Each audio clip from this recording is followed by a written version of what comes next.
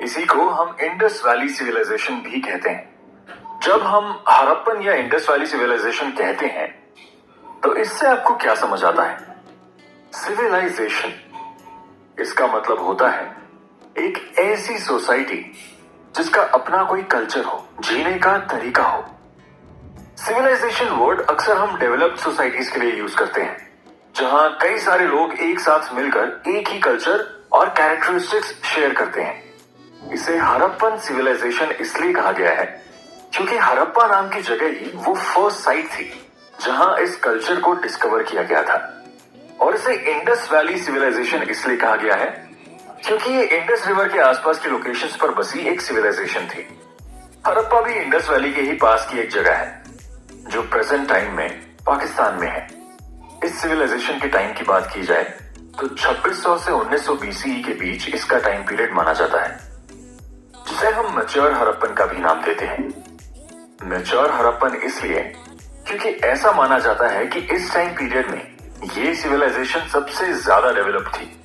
इसके पहले जो टाइम पीरियड रहा होगा जिसमें ये सिविलाइजेशन धीरे धीरे बढ़ रही थी उसे अर्ली हड़प्पन कहा जाता है, और 1900 बीसीई के बाद वाले टाइम में हड़प्पन सिविलाइजेशन धीरे धीरे डिक्लाइन हो रही थी, इसलिए इसे लेट हड़प्पन कहा जाता है। बीसीई टर्म आपने पहले भी पढ़ी हुई है, जिसका मतलब होता है बिफोर कॉमन एरा। यानी अगर आप फर्स्ट सेंचुरी से पहले का टाइम देखेंगे तो उसे हम बिफोर कॉमन एरा कहते हैं।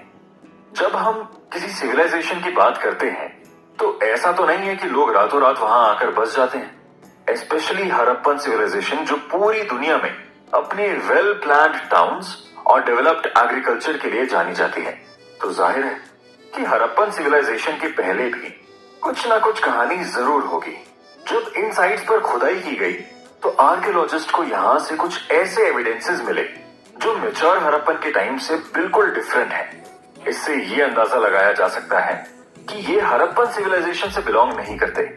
साथ ही यहाँ कोई बड़ी बिल्डिंग्स या कोई टाउन के होने के एविडेंस हमें नहीं मिले हैं जो इस बात की तरफ इशारा करते हैं कि ये अर्ली सोसाइटी हड़प्पन सिविलाइजेशन जितनी डेवलप्ड भी नहीं रही होगी, इसलिए इसे अर्ली हड़प्पन का नाम दिया गया है। अब आप लोगों के मन में एक बड़ा बेसिक सा क्वेश्चन होगा कि अगर सब कुछ ही अलग है तो हम अर्ली हड़प्पन भी क्यों कह रहे हैं? इसकी जगह कोई दूसरा नाम क्यों नहीं दे देते? इसका एक रीजन ये है कि जिन टाउन्स में हमें अर्ली सोसाइटी के एविडेंसेस मिले हैं उन्हीं टाउन्स में हमें हड़प्पन सिविलाइजेशन के भी एविडेंस मिले हैं, यानी दोनों की लोकेशन कॉमन है। और दूसरा रीजन है इन दोनों सिविलाइजेशंस की same subsistence strategy. Subsistence strategy का मतलब होता है ऐसे तरीके जिनसे आप अपनी बेसिक नीड्स को पूरा करके सर्वाइव कर पाते हैं। स्टडीज में पता चला है कि हड़प्पन्स एनिमल प्रोडक्ट्स और प्लांट्स खाकर जिंदा रहते थे। इन साइट्स से जो चार्ड गेन्स यानी जले हुए ग्रेन्स और सीड्स इकट्ठे हुए हैं उनसे ये पता चलता है कि यहाँ के लोग लेंटिल्स यानी दाल, व्हीट, बार्ले, चिकपी और तिल खाते थे। ये सब हमें आर्कियोबोटानिस्ट की स्टडी से पता चला है। ये वो लोग होते हैं जो एंशिएंट प्लांट्स के रिमेन्स को स्टडी करते हैं। इसी के साथ आर्कियोजूलॉजिस्ट ने भी अपनी स्टडी से इस बात का पता लगाया है कि यहाँ मिलने वाले एनिमल बोन्स में शीप, गोट, बफलो और पिग्स के बोन्स हैं, और ऐसा माना जाता है कि इन एनिमल्स को डोमेस्टिकेट किया गया था। इसी के साथ घड़ियाल, डियर और वाइल्ड पिग जैसे एनिमल्स की भी बोन्स पाई गई हैं, जिन्हें शायद मीट के लिए हंट किया जाता होगा। इसके अलावा यहाँ से फिश और फाउल बर्ड के भी बोन्स मिले हैं।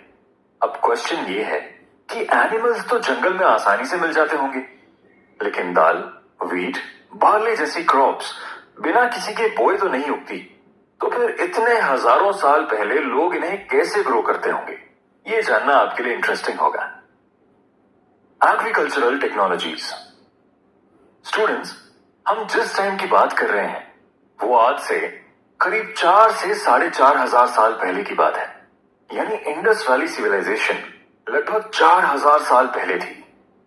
तो आप खुद ही समझ सकते हैं कि उस टाइम में कोई भी टेक्नोलॉजिकल डेवलपमेंट तो नहीं होंगे।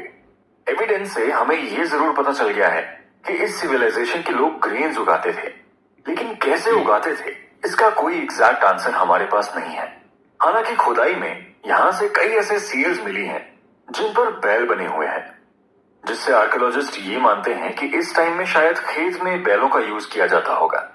और ये बातें सिर्फ अंदाज से नहीं कही जा रही हैं, बल्कि चोलिस्तान और बनवाली में बैल के साथ लगे हुए हल्के छोटे खिलौने मिले हैं, जिनसे ये समझना आसान है कि लोग इस तरह के हल का यूज जरूर करते होंगे।